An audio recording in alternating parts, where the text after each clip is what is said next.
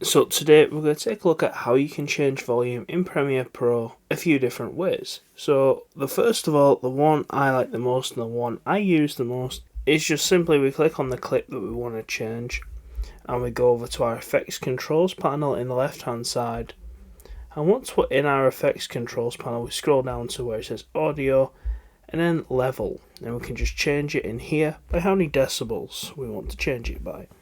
So let's say we want to change it by 10, we put 10 in, and that'll be it now changed for the whole clip. One thing I will say is now, if you want to change the volume for the whole clip, make sure your playhead, your pointer, this thing here, is right at the end. And the reason you want to have it right at the end is, I don't know why it's not going back, go back. The reason you want to have it right at the end is because that's where it starts. Let's say we just jump ahead in our video and we change the volume again. Let's put it to 8. As you can see now on the timeline, we have a different marker. And if you look at the waveform on the video on the timeline, you can see this line slowly starts to drop. And if we change that to something a bit more dramatic like 0, you can really see there how it drops.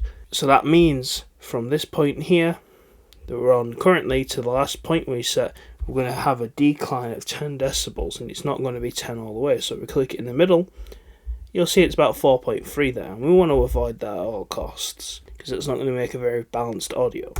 The other way you can change your audio is if we delete this here, is you can come back to your timeline.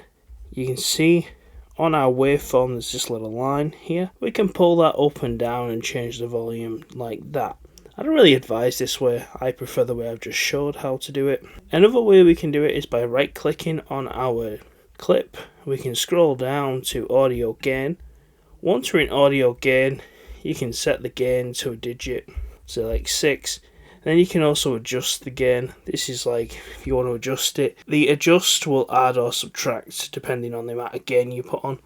So at the moment it's set to 6. If I put 3 on, it goes to 9.